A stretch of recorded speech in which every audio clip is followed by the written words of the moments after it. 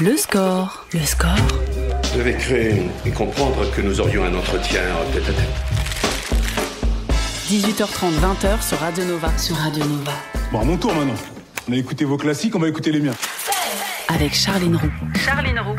Bienvenue dans le score sur Nova, votre rendez-vous fait de musique, de conversation, qui aujourd'hui accueille une collègue, productrice d'émission dans une autre maison, une autrice aussi, qui publie son 3e ouvrage, un livre que j'ai maltraité à force de le corner et qui m'a donné des envies de chevaucher des dragons en hurlant « Dracarys !» à tout va, ce que je déconseille à toutes mes sistas sous peine de se faire traiter de folle hystéro, même si ce serait évidemment pas la première fois.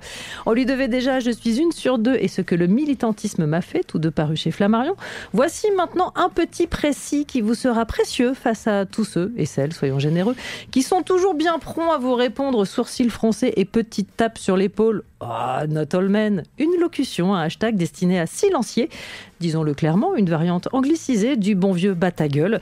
Et non, ce n'est pas une traduction littérale, mais enfin vous avez l'idée. Une invitée à qui j'ai envie de faire un gros câlin tout en lui offrant une cure de vitamine C et la possibilité d'aller au spa à vie parce que qu'est-ce qu'elle doit être mais fatiguée. Bonjour Julia Foyce. Bonjour Charline, bonjour tout le monde. Fatiguée ? En fait, mon état constant, c'est à la fois une fatigue chronique, comme je pense toute mère d'enfants en bas âge qui essaye vaguement d'avoir par ailleurs une vie autonome et faite de travail enrichissant et de rencontres pleines de sens et d'amitié qui réchauffent. Donc il y a une fatigue constante et en même temps, c'est ce que je disais dans le précédent, ce que le féminisme m'a fait, c'est quand même la beauté d'un combat, c'est ce qui te donne envie de te lever le matin, quoi qu'il arrive, parce qu'un jour tu as décidé que ce système-là, tu allais le défoncer à coups de latte et que donc il n'allait pas se passer une journée sans que tu essayes et parfois tu sens que tu arrives quand même à mettre un petit coup à droite, un petit coup à gauche et que ça fonctionne, donc ça te redonne de l'énergie. Donc je suis dans ces deux eaux-là qui semblent contradictoires et en fait pas tant que ça, parce que peut-être que c'est ce combat-là qui me permet de supporter cette fatigue chronique. Tu publies Pas tous les hommes quand même aux éditions La Meute, permis de déconstruire. Comment tu le prononces toi, le point d'exclamation à la fin du Pas tous les hommes quand même? Un peu comme ça. Ouais. Oh bah non, pas tous les hommes quand même. Voilà. Et effectivement, en fait, alors la fatigue, elle est un peu là-dessus, c'est-à-dire que je me suis rendu compte, bien après l'avoir écrit, que c'était la dernière fois que j'allais prendre sur mon temps pour tenter éduquer, d'expliquer des choses que nous tuons à répéter depuis, à minima, le début de MeToo. Et maintenant, j'en suis arrivée au point où je me dis, bon, en fait, soit vous avez pigé, soit ce monde d'après, on va le faire sans vous. On ne va pas vous attendre, vous allez nous ralentir. Ah non, exactement. C'est exactement ça. Je ne sais pas si ça va adoucir les mœurs ou pas, mais il y a une question rituelle dans cette émission. Quelle place prend la musique dans ta vie de tous les jours? Alors, elle est polluée par les musiques de mes enfants qui perturbent mon cerveau et qui peuvent m'accompagner. Par exemple, Clémentine, prends-nous dans ta bulle bleue. Oui. Un jour, ils sont tombés sur ce générique-là. Et en fait, à partir du moment où ils l'écoutent le matin, je suis dead jusqu'au soir. Donc, j'essaye de lutter avec des réminiscences de mon adolescence qui sont nettement plus audibles, nettement plus dissibles. Et puis, à la maison, c'est un peu la guerre entre mon mec qui est ce que mes enfants ont surnommé, qui est sur ce que mes enfants ont surnommé la radio rouge. Donc, on peut juste dire... Mais alors, c'est pas cette maison dans laquelle, par ailleurs, je travaille. C'est une radio musicale rouge. Donc, c'est du rock blanc, on va dire. Et moi, le rock blanc, c'est pas trop mon truc. C'est-à-dire que moi, j'ai besoin soit de danser, soit de lever le poing et de m'énerver un peu. Bon, très bien. Voilà. Je fais juste une petite précision parce que ça me fait trop plaisir. Le générique de Clémentine, le dessin animé dont tu parlais, a été écrit par Antoine Decaune. Voilà. Mais oui. Bon, faut toujours balancer les responsables. Pour démarrer en musique, titre de circonstance, on écoute M.I.A. avec Bad Girls. Le score sur Radio Nova. M.I.A. sur Nova, Bad Girls, précisément parce qu'on parle de pas tous les hommes quand même. Une mise au point salutaire par Julia Foyce, parue aux éditions La Meute.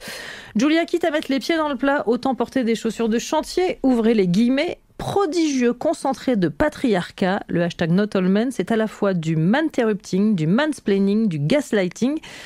Dis Julia, explique-nous tous ces termes barbares et très agressifs. Alors en fait, ce sont des termes qui ont été forgés par les sciences sociales américaines et les féministes américaines et qui mettent à jour un certain nombre de réalités que nous, les femmes, nous éprouvons depuis toujours. Mais tant qu'on n'avait pas les mots, on passait d'autant plus facilement pour des hystéros, pour des folles, etc. À partir du moment où les concepts existent, on se dit, au moins, je suis pas folle. Ouais. Au moins, il y a quelque chose dans mon ressenti qui s'appuie sur une réalité sociale, à la fois collective et individuelle. Quand je dis ça, ces 3 termes que vous citez, c'est l'idée qu'en fait, le not all men, pourquoi moi il me fait sortir la fumée des naseaux, c'est que vraiment, il est à la fois l'outil du patriarcat, mais aussi, s'il est aussi efficace, c'est parce qu'il a un concentré de patriarcat. Quand je vous parle de m'interrupting, c'est le fait, cette propension qu'ont les mecs, il y a des études. Non, attends. C'est ça, non? C'est ce que je viens de faire, sauf que je suis une fille. Ouais. Et alors, ça, c'est le m'interrupting, donc tu m'interromps. Ouais. Tu vas ensuite me mansplainer. Donc, tu vas m'expliquer. Non, c'est pas tout à fait ça. Le féminisme, c'est pas comme ça. Voilà. Alors que tu ne connais pas le sujet, tu ne le maîtrises pas, mais par contre, tu vas prendre la parole parce que tu vas récupérer quand même un endroit de pouvoir qui est le territoire de la parole. Sûr. Tu vas reprendre la main, tu vas m'expliquer mon sujet. Ce faisant, tu vas décrédibiliser mon récit. Ouais. Et là, on en arrive au gaslighting, où tout à coup, je t'impose ma vision du monde et je te fais douter de toi-même. Tout ça avec un petit soupçon de male tears, parce qu'à l'arrivée, c'est quoi le not all men? C'est aussi je pleure sur moi-même, parce que ce que tu me dis, c'est quand même très très douloureux pour moi, puisque tu es en train de mettre en cause mes congénères et donc quelque part moi-même. Moi. Donc rassure-moi, dis-moi que tu m'aimes. Voilà. Male tears qu'on peut traduire par pleurs des hommes. C'est le ouin-ouin. Oui. Si je t'ai tout de suite interrogé sur quelques termes qui donnent de l'eczéma aux gens très construits, vrai bonhomme, c'est que dans cette bagarre-là, tu le disais, le langage est un enjeu. Femme tu nais, mère tu seras, et les gros mots, c'est pas beau dans la bouche d'une fille, alors ta violence n'existe pas, ignore-la. Est-ce que c'est de là que vient, selon toi, le trope de la féministe hystérique en colère ? Alors, ça fait partie quand même, c'est Virginia Woolf qui disait ça, qui disait qu'il était aussi intéressant d'étudier les mouvements d'émancipation des femmes que la résistance à ces mouvements-là. Ouais. Et parmi les leviers les plus utilisés, mais ceux depuis des décennies, depuis le tout début de ce qu'on n'appelait pas encore le féminisme, il y a quand même cette idée que les féministes sont des folles hystériques. On crée des figures auxquelles on ne peut pas s'identifier. On crée renouvelle la formule de l'idée de la sorcière. Comme ça, personne n'ayant envie de ressembler à une sorcière, on est toutes programmées pour avoir envie de ressembler à une princesse. Il n'y a pas plus repoussoir que cette figure-là, qui se double en général d'une grosse paire de ciseaux au bout des bras. Et puis, on est à 2 doigts de la pluie de couilles sur la planète, qui fait que, évidemment, tout le monde se met à flipper. Et qui, dans ces conditions-là, peut adhérer à ce combat-là ? Pas grand monde. Alors, heureusement, suffisamment pour que ça continue à faire du bruit, à avancer. Mais c'est l'une des armes, c'est ça. C'est au-delà de décrédibiliser la parole des féministes, c'est d'en faire des créatures horrifiques qui foutent la trouille à tout le monde, et en particulier à ces pauvres hommes. Oui, ceux qui disent aussi « Souris, mademoiselle, ce sera quand même plus agréable ». Oh, pardon, je me colle des plaques d'agression moi-même. On poursuit la conversation dans un instant. On écoutera aussi Gossip et tout ça, ce sera juste après la pub. Le score, du bon son et de la conversation, juste après la pause. Nova. Radio Nova. Gossip, Heavy Cross sur Nova. Et on continue de parler avec Julia Foyce de Pas tous les hommes, quand même, paru aux éditions La Meute. Julia, je me disais, vraiment très connement, que le procès de Mazan allait sonner le glas du not all men. Voici une preuve supplémentaire de la souplesse féminine par ce geste qui consiste à se mettre le doigt dans l'œil pour l'enfoncer très loin. Non, ce que tu expliques très bien d'ailleurs dans cette mise au point. Ça s'appelle l'espoir qu'un jour tout le monde finisse par comprendre. C'est une espèce de foi en l'humanité qui consiste à considérer qu'ils ne sont pas tous si cons que ça. Force est de constater qu'ils sont plus lents que ce qu'on pourrait espérer. Et quand je dis « ils », vous l'avez dit tout à l'heure, il y a de bonnes petites soldates du patriarcat, ça c'est sûr. Plus elles sont proches des cercles du pouvoir, plus elles vont être ardentes à défendre ce système-là dont elles se sont mises à profiter. Mais globalement, c'est un réflexe qui est quand même plutôt masculin. Et c'est vrai que ce qui est magique avec Mazan, c'est qu'avant Mazan, tout le monde disait « franchement, de ce côté-là, tout va super bien en France ». Et depuis Mazan, tout le monde dit « Ah depuis Mazan, tout va bien. En fait, tout va mieux grâce à Mazan. » Donc en fait, on ne passe pas par la case réflexion qui consiste à se dire comment se fait-il que pendant des années, 51 mecs aient pu pénétrer une femme inerte en répondant à la petite annonce postée par son mari. Parce que c'est quand même ça qui s'est passé. Cette réponse-là, les féministes ont tenté de la formuler, de la faire entendre. Alors, elle est de plus en plus entendue dans la rue par les jeunes générations, et notamment les jeunes générations de gonzesses.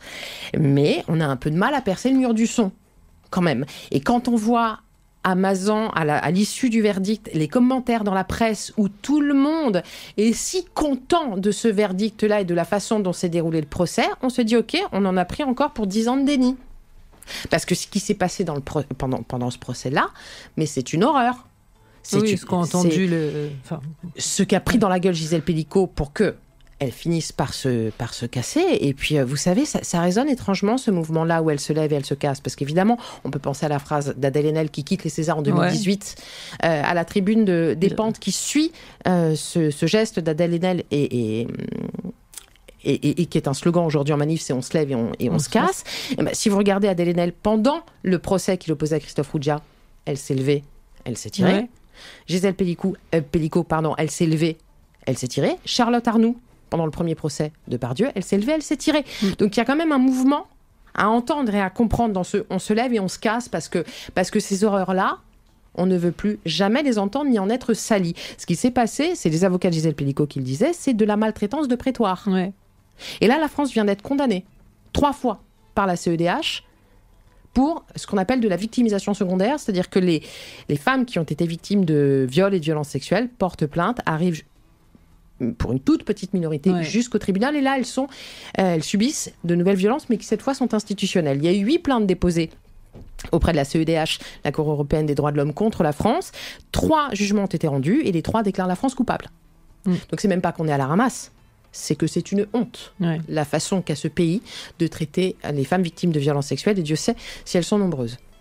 Je parlais du procès de Mazan, parce que effectivement, pour moi, c'est ce qu'on peut opposer de plus clair au not all men, puisque quand on voit la variété des gens qui ont été condamnés, c'est compliqué derrière de plaider ça. Tous les âges, tous les milieux professionnels sont concernés. Ce qui est fou avec ce not all men, c'est que ça rejoint autre chose, c'est qu'on a toujours l'impression que le violeur, c'est l'autre. Que le problème, c'est le monstre. C'est l'autre. Alors, le monstre, il est super pratique, déjà, parce qu'on n'en croise pas beaucoup. Parce que ensuite, il n'est pas comme nous. Donc, il ne nous interroge en rien, croit-on. C'est beaucoup plus confortable. Et ensuite, on pourra de nouveau se lever dans ce déni qui nous permet de dormir à point fermé, d'imaginer un monstre qui opère plutôt au milieu de la nuit, plutôt dans une ruelle sombre et plutôt sur une femme jeune, belle et bourrée, donc doublement fautive. Ça, c'est super pratique parce que ça n'interroge rien. La vérité, c'est qu'on viole à tous les étages de la société. On viole très exactement toutes les 2 minutes 30 en France. Donc moi, quand je me dis qu'il y a 230 000 femmes qui sont violées chaque année en France, je pense pas... Je crois pas au don d'ubiquité, je sais pas toi, mais moi j'y crois pas vraiment. Donc ça nous fait quand même une bonne palanquée de violeurs. Ça m'étonnerait qu'ils soient tous de la même ville, dans la même profession, du même milieu social. Le viol est un problème systémique. C'est une société qui est construite de telle sorte et depuis tant de temps qu'elle permet, qu'elle favorise, voire qu'elle encourage le viol. Comme le signe d'une domination d'un genre sur l'autre. C'est aussi con que ça. Et tant qu'on ne nommera pas les choses, on n'avancera pas. Je vais me permettre de lire un passage un peu long parce qu'il est aussi limpide qu'important. Ouvrez les guillemets. De génération en génération, de siècle en siècle, le message est passé. Et aujourd'hui, 1 homme sur 2 pense qu'une femme qui dit non, en fait, elle veut dire oui. Pour 1 homme sur 3, il est donc tout à fait normal d'insister malgré ce non. Sans d'autant plus que dans les mêmes proportions, la résistance de leur partenaire les excite toujours un peu. Alors, ils sont 1 sur 4 à n'avoir jamais renoncé à concrétiser l'acte sexuel, 1 sur 5 à admettre avoir commis au moins un type d'agression sexuelle sur une femme, et 1 sur 3 seraient tout à fait capables de violer une femme s'ils étaient sûrs de ne jamais se faire attraper. Dans un contexte où 0,6% des viols seulement débouchent sur une condamnation aux assises, le masculin toxique a les coudées bien franches. J'ai fait la lecture au bureau tout à l'heure, j'ai fait cette expérience au milieu de l'open space. Ça a glacé un peu tout le monde. C'est aussi en ça que le livre est très important, parce que c'est sourcé, renseigné, et que même si on sait que certains continuent de dire « non, mais les chiffres, ils sortent d'où ?» Là, vous les avez, en fait. C'est clair et précis. De toute façon, les féministes, depuis toujours, savent très bien qu'elles sont attendues au tournant, donc elles bossent leur sujet. Et donc, en général, quand elles rentrent dans une conversation, c'est avec un minimum d'arguments, de faits et de chiffres qui certes déplaisent, mais qui sont bien ceux-là. En réalité, ce que racontent les chiffres que tu as rappelés là, c'est que la culture du viol, c'est quoi ? C'est la culture de la faute pour les femmes. Depuis la nuit des temps, tous les textes saints le disent, les pécheresses, c'est nous, les coupables, c'est nous, menteuses et manipulatrices et tentatrices par essence. Voilà, donc quelque part, S'il nous arrive quoi que ce soit, c'est qu'on l'a bien cherché. Et dans la Bible, les saintes sont celles qui ont tellement résisté qu'elles en ont crevé. Donc, une bonne victime, c'est une victime morte. Celle qui est encore debout, quelque part, elle a dû déconner à un endroit. Parce qu'en face, vous avez la culture de l'excuse pour l'homme. On va jamais remettre en cause, jamais remettre en question celui qui détient les clés du patriarcat. Donc, il a tous les droits, tous les pouvoirs et toutes les excuses. Il savait pas ce qu'il faisait. Puis on l'a entendu à Mazan. C'était fantastique. Alors, ils étaient tous... Les quelques-uns qui reconnaissaient avoir violé disaient « Oui, j'ai pénétré une femme endormie, mais c'était pas un viol. Alors, j'ai violé, mais je savais pas que c'était ça, un viol. Et alors, de toute façon, même si j'ai violé, en fait, je suis pas un violeur. » Il y a eu le fameux aussi, il y a viol et viol. Évidemment qu'il y a viol et viol. Comme si... Mais... là aussi, dans un déni total de ce que dit la loi. En fait, c'est très simple. La loi, le viol, c'est tout acte de pénétration commis par contrainte, menace, violence ou surprise. Là, il y a quand même une femme qui ronfle, et vous avez l'un des accusés qui a dit « J'ai pas entendu, j'avais des acouphènes ». Donc, quand je vous parle de culture de l'excuse, et le verdict a donné quoi ? A donné quand même des peines qui sont inférieures aux peines données en moyenne sur des affaires de viol en France, et ça, on ne l'a pas assez entendu. On était en dessous. Avec toutes les remises de peine, vous avez un certain nombre de mecs qui ont pu fêter Noël en famille, sans aucun problème. Le fait qu'il n'y ait des obligations de soins que pour quelques-uns, alors qu'on est face à 51 mecs qui n'ont rien compris officiellement de ce qui s'est passé, s'il n'y a pas d'obligation de soins, qu'est-ce que vous croyez qu'ils vont faire demain ? Ils recommencent. Et par contre, il y avait un monstre. C'était Pellico. Lui, c'était le grand méchant. Il a pris 20 ans. Et tout le monde est parti se recoucher. C'est-à-dire qu'on retombait avec Gisèle Pellico, érigée en héroïne, et Dominique Pellico, le monstre. On sortait, de nouveau, on se retrouvait dans de l'extraordinaire, là où on aurait dû comprendre, encore une fois, ce qu'Hannah Arendt appelle la banalité du mal. Je veux dire, le viol, c'est tristement banal. C'est du tous les jours, c'est du partout, c'est du tout le temps. Sans lien de cause à effet, c'est faux, puisque je vais annoncer Kill Bill, c'est le titre de Cizé qu'on écoute maintenant sur Nova. Le score sur Radio Nova. Nova. Cizé sur Nova avec Kill Bill et toujours en compagnie de Julia Foyce. Julia, on pourrait se féliciter de la multiplication des essais féministes en librairie, des courants différents qui conversent et qui parfois même convergent, mais pèse sur chaque avancée la peur du backlash, théorisé par Suzanne Faludi en 91. On en est où du cycle, selon toi ? On en est à titre personnel, j'en ai marre de ce concept-là avec lequel je me suis tiré des balles dans le pied ces derniers mois, parce que en réalité, je crois qu'il dit une chose, c'est notre trouille que ça s'arrête avant qu'on ait eu le temps de marquer suffisamment de points. Tout faire, on le fera jamais, on peut pas tout faire, mais de marquer suffisamment de points décisifs. Je pense qu'on n'a qu'une trouille, c'est que ce backlash soit là, et donc c'est un peu incantatoire. C'est au moins, vous savez comment on peut faire dans la vie, même dans une rupture amoureuse, on se dit je l'avais vu venir, au moins je l'avais vu venir. Alors en fait, ça change rien à la peine, ça change rien à la douleur, ça change rien à la colère. Donc tant qu'il n'est pas là, on continue. Voilà. Question absolument pas anodine, est-ce que tu lis les commentaires sous tes posts Instagram ? Tu vois où je veux revenir, évidemment. Non. Non, alors moi non. Je suis évidemment allée faire un tour, puisque vu la nature des œuvres que tu proposes... Oui, mais justement, je pense que... Alors moi, j'ai un réflexe de survie qui est hyper fort. Donc tout ce qui me met du côté de la joie, je prends, et tout ce qui va me foutre des nœuds à l'estomac, et c'est vrai pour ma vie professionnelle comme ma vie personnelle, je m'en vais, ça suffit. Je m'éloigne, j'évite. Moi, j'avoue que ça m'a causé 2-3 fous rires, certes un peu nerveux, mais il y a eu des posts qui parlaient du livre, où les premiers commentaires sont évidemment des hommes qui viennent évidemment t'expliquer à quel point tu n'as rien compris Oui, mais alors ça, moi, ça me fait rire. Oui, vraiment.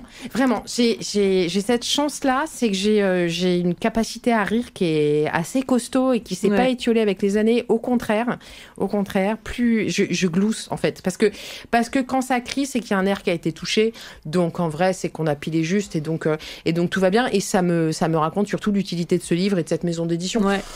Voilà. Donc non, je me souviens qu'à la sortie du premier, j'ai eu beaucoup plus peur parce que je racontais le viol que j'avais subi quand j'avais 20 ans. Donc là, on est quand même un peu plus fragilisé. J'y allais et comme journaliste, et comme femme, et comme militante, et comme ex-victime. Il y avait tout ça à la fois. Là, c'est un bouquin de journaliste et de féministe. Donc il n'y a pas de... S'il y a un jeu sur la première page, mais c'est tout. Donc même pas peur, même pas mal.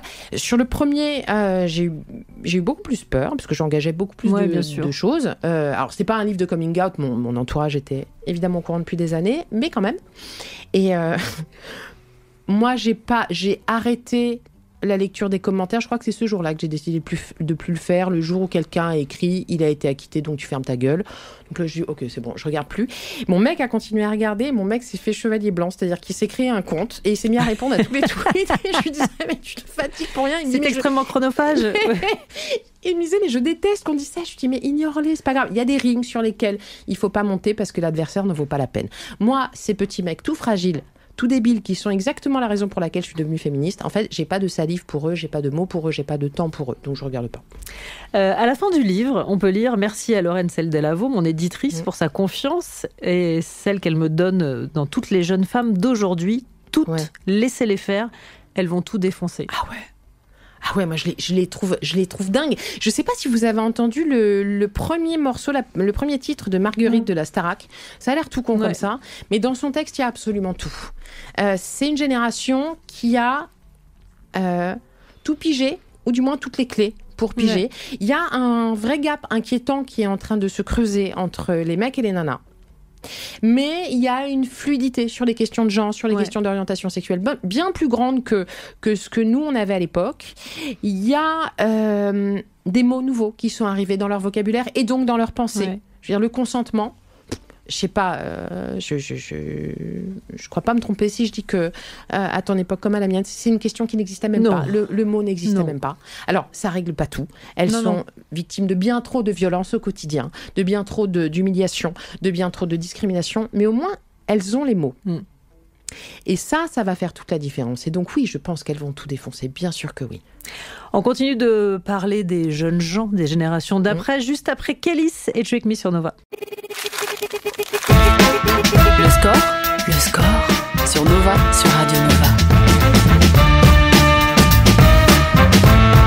Avec Charline Roux. Kélis sur Nova, Trick Me est toujours en compagnie de Julia Foyce, venue nous présenter pas tous les hommes quand même. Je change d'intonation à chaque fois. Oui, non, mais c'est très bien.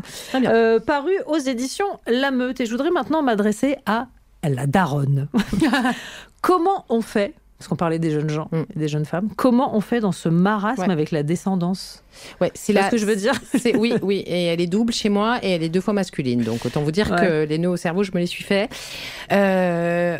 En vrai, je crois qu'on tâtonne, je crois qu'on fait comme on peut, mais je crois qu'il faut se rappeler que on est effectivement leur premier modèle et leur première référence. Et moi, j'ai un petit garçon qui a 5 ans et qui vient me voir régulièrement avec des phrases très, très... En fait, il essaye de me provoquer, évidemment. Et puis, vous savez que cette petite propension qu'ils ont à identifier les endroits un peu explosifs et ils foncent dans le tas. Et par exemple, il va me dire, moi, je joue plus avec les filles c'est nul. Bon, autant dire que là, il y a le grand qui fait ça. Il me regarde, il fait « oh » et il plonge dans son bol de céréales. Donc je me dis, au moins, le grand, c'est bon, c'est fait. Et bien, l'essentiel, vous parliez tout à l'heure de création d'un dialogue, d'ouverture d'une discussion. L'essentiel, c'est que ce sont des sujets dont on se parle, alors qu'à nos époques, on n'en parlait pas parce qu'on se racontait que depuis la fin des années 70, tout était acquis, tout était gagné. Là, on comprend que c'est loin d'être le cas. Donc au moins, à partir du moment où on a ces discussions-là, c'est déjà un point de marqué contre la bêtise, contre les conservatismes de tout poil. Et après, ce qui serait bien, c'est d'avancer main dans la main avec l'école. Alors, mes fils, on a la chance que mes fils soient scolarisés dans une école qui est incroyable, école publique, mais avec une directrice, une équipe enseignante qui est formidable. Donc, qui fait un vrai taf tous les jours sur toutes ces questions-là. Mais après, c'est vrai qu'il faudrait que l'école n'ait pas peur de se saisir de ces sujets-là. Ça reste le lieu de l'égalité républicaine, a priori. Donc, ça mettrait tout le monde au même niveau. Et pour l'instant, force est de constater qu'à chaque fois qu'on essaye de faire rentrer la notion d'éducation à la vie affective et sexuelle à l'école, ça bloque. Et ça, c'est vraiment un problème parce que, on le répétera jamais assez, on ne naît pas violeur, on le devient. Ouais, et se pose aussi, alors selon moi, tu vas me dire si je me fourvoie, mais se pose aussi la question en dehors de la maison et en dehors de l'école, de la représentation dans les fictions dont nos jeunes gens se réjouissent. L'idée de ne pas pérenniser des modèles contestables, voire absolument pas fréquentables. Alors moi, j'ai trouvé. J'invente. Comme on en est, il est petit, donc je lis des histoires, il sait pas lire, donc je raconte ce que je veux. Et en fait, il adore la mythologie grecque qu'il appelle la mylotogie, parce qu'il s'appelle Milo, donc je pense qu'il fait le lien. Donc la mylotogie, il adore. Petit truc d'égo. Et donc petit égo. Et donc je lui lis, et en fait, à chaque fois que je lis, j'anticipe, je vois les dieux, je dis et les déesses, les hommes et les femmes, parce que dans ces livres-là, en fait, de vulgarisation de mythologie, en fait, les gonzesses, elles servent à un truc, c'est à attendre sur le rivage et à chialer, quoi. Et moi, par exemple, la première fois que ça m'est venu, je lui ai dit, alors, et leurs larmes avaient le pouvoir incroyable de faire monter le niveau de la mer, tant et si bien que les bateaux des hommes qui, sans ces larmes-là, auraient fini comme des crevards, à rien avoir à bouffer, rien avoir à boire, ont pu monter jusqu'à l'Olympe, discuter avec les dieux, et grâce à ces femmes-là qui n'attendaient pas sur le rivage, le problème fut réglé. Voilà, fin de l'histoire. Et en fait, ils me croient, du coup, parce que j'invente. Mais voilà, on a cette possibilité-là de proposer autre chose. Ils m'ont vu revenir de manif en chantant l'hymne des femmes qui à quelques endroits mériterait d'être réécrit, réformé, etc. Mais ils m'ont vu si heureuse que les deux connaissent les paroles par cœur et que je leur impose dans la cuisine de lever le poing. Sinon, je n'écoute pas. Et leur père me dit, c'est de la propagande. Je dis non, c'est une vague tentative de rééquilibrage. Oui, c'est tout. Et on peut le faire. Non, puis nous, on est en droit de le faire. Je crois qu'on est de la même génération. On a tellement été élevés dans des modèles... Voilà. Mais non, c'est-à-dire que quand on revoit ces films-là ou ces fictions-là maintenant à nos âges, on se dit, dis donc, c'est pas étonnant qu'il y ait eu un peu de boulot à faire. Ouais. Au mieux, on pouvait être des garçons manqués, ce qui voulait dire que quoi qu'il arrive, on ratait quelque chose. Ouais. Bah oui, ça, évidemment, ça va pas se refaire. On marque une courte pause de pub, on revient juste après. Ou peut-être, ah oui. Le score, du bon son et de la conversation, juste après la pause. Nova. Radio Nova. Bon, je ne veux pas vous cacher de ce qui se passe. La publicité n'est pas partie. C'était une pub de quoi? Ouais, je ne sais pas, Julia. Écoute, je ne sais pas. Je poursuis la conversation. On était en train de parler d'ados. Juste au moment. Alors, il se peut qu'on soit coupé à un moment. Non, on ne sera pas coupé. Donc, on poursuit. On parlait des adolescents. Moi, je voudrais te parler d'une série en particulier qui a fait grand bruit et qui est diffusée sur Netflix. Adolescence. Je ne sais pas si tu as l'occasion de la regarder. Je veux absolument la voir. Ouais. Je suis noyée par le montage là d'un podcast pour la radio.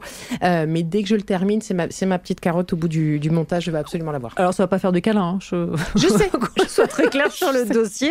C'est pas très câlin. Je sais. Mais je trouve ça très intéressant que les fictions, qui plus est sociales, s'emparent aussi de ces sujets-là. Ouais. C'est pour ça que le backlash, il est loin d'être là. Ah, vous avez entendu la voix de Quentin qui m'informe qu'on peut lancer la pub. Allez. Toujours en compagnie de Julia Foyce, on parle de pas tous les hommes quand même. Oh, je l'ai fait un peu doux là, non? Qu'est-ce que t'en penses? Non, on est sur une... pas tous les hommes quand même. Non, le ton un peu paternaliste. Un peu. J'essaye de faire avec les bras qui font comme ça aussi. C'est surtout dans le sourcil que ça se joue. Bon, en tout cas, c'est une mise au point salutaire parue aux éditions La Meute.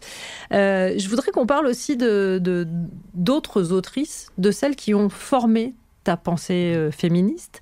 Est-ce que tu aurais, toi, en tant qu'experte, un livre à conseiller? King Kong Theory. Ouais. Tu le disais tout à l'heure, Virginie Despentes. On a aujourd'hui la chance incroyable d'avoir une offre en librairie, dans les films documentaires qu'elles font, dans les séries qu'elles écrivent, etc. Il y a une offre qui est pléthorique et qui n'est pas prête de s'arrêter. Ça bouillonne d'idées, de créativité et d'échanges entre elles et avec les lectrices. Et ça, c'est fantastique. Maintenant, il faut en citer un, c'est celui-là, évidemment, parce que Virginie Despentes avait évidemment tout compris avant tout le monde. Et que moi, à titre... Déjà, il fait un bien fou.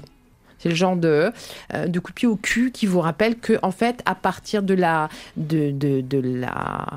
mélasse, de la merde, on peut quand même réussir à produire quelque chose qui est à la fois du sens et une forme de beauté âpre, mais que moi j'aime bien. T'as une écriture aussi qui met des coups de pied au cul, quand même. Salutaire avec également, beaucoup avec un truc de... Avec toujours beaucoup d'amour. Le coup de pied sympa. Mais oui, bien sûr, pour les gens que j'aime. Le coup de pompounet. Le coup de piétinou, quoi. Le petit, allez, tac, allez, paf. Voilà. Oui, parce que je suis un peu comme ça dans la vie aussi. J'ai envie de secouer les gens que mais moi, ça me va très bien. C'est c'est en aucun cas un reproche, vraiment.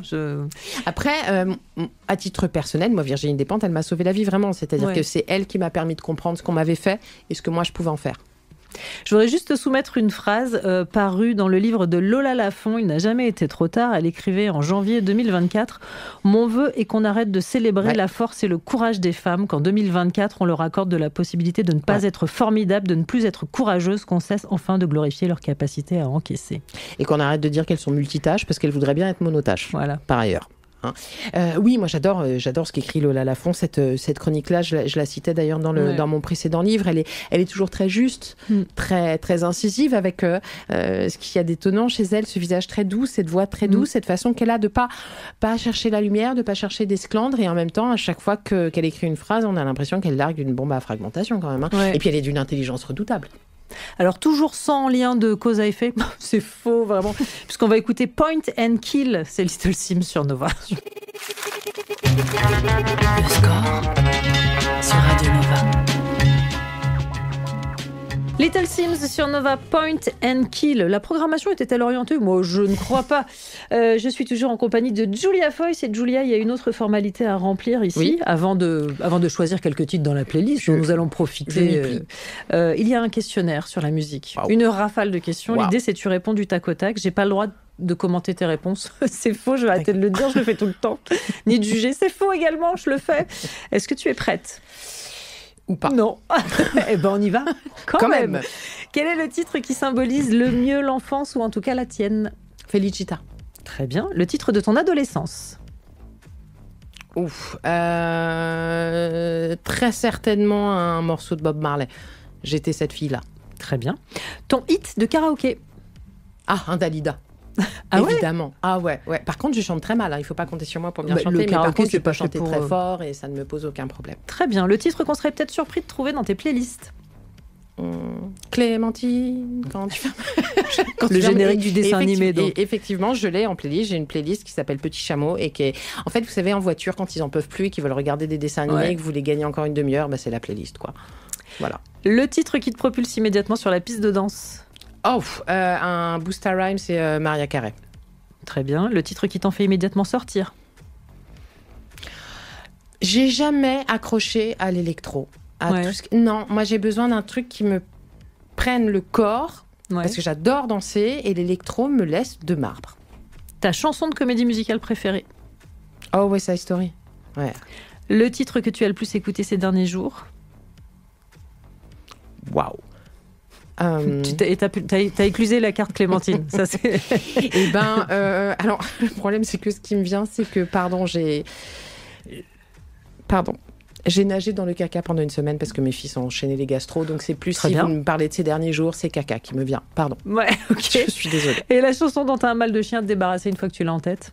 Là, ça va être encore dans la playlist des enfants de manière très évidente. La Reine des Neiges. Et en fait, quand je la chante, ils font comme ça. Libéré, délivré ? Ah oui. Non, vous la mettez pas, vraiment. Ah bah non, c'est pas prévu. Ne me menace pas, je n'avais pas du tout. Mais même pas un petit bout, s'il vous plaît. Non, je vous en supplie. Éventuellement la chanter. Non, je déconne. On parlait aujourd'hui de Pas tous les hommes, quand même, une mise au point salutaire. Et c'est ce qui est écrit sur la couverture, et c'est absolument vrai. C'est signé Julia Foyce. C'est édité chez La Meute, et c'est, je vais pas dire recommandable, c'est indispensable en fait. Vraiment. Tout à fait. Et je propose qu'on l'offre en grande quantité, c'est un très bon cadeau à faire. Non mais alors moi, je suggère parfois, parce qu'on me dit oui, mais les gens qui veulent pas, quand ça veut pas, comme disait Raymond Domenech. Alors c'est vrai, mais du coup tout a été pensé très intelligemment par Lorraine Selle de Lavaux, la fondatrice de cette maison d'édition. Vous glissez ça dans vos toilettes négligemment, ok ? C'est un tout petit livre. Il se trouve qu'il suffirait de lire le sommaire. À chaque en-tête de chapitre, il y a 2 lignes qui résument parfaitement bien le chapitre. Donc je pense que même tonton Gérard, même s'il passe 40 secondes aux toilettes, il prend ça, il lit ça, et il a pris déjà quelques petites coups de piétinou. Vous aviez dit comment ? Une petite pompounette. Voilà. Une petite pompounette. Oui. Et puis en plus, l'objet est très beau. Il est tout de léopard vêtu. Et ça fait vraiment aussi une sacrée diff. Merci mille fois, Julia, d'être passée par ce studio. Et on va écouter ta playlist. Le premier titre que tu as choisi, je vais juste te demander de le commenter ou de le justifier. 50 Cent, Candy Shop. C'est affreux. Parce que, en fait, on part de là. Tu disais tout à l'heure par quoi on a été nourris. Mais on a été nourris par Candy Shop. Pas ça. Et en même temps, je peux pas m'en empêcher. C'est-à-dire que ça me prend et ça me ça me donne envie de danser et de bouger et parfois de pas bouger toute seule et puis twerker, oui, de twerker. Voilà, bref. Ah oui, très clairement. Et en même temps, je me giflerai. Donc je twerk et je me gifle en même temps quand j'écoute 50 Cent, ce qui n'est pas hyper pratique. Si vous êtes en boîte de nuit et que vous croisez une jeune femme qui se gifle tout en remuant, sachez que c'est Julia Foyce. Merci encore, Julia, d'être venue. Merci beaucoup. Et on écoute donc 50 Cent.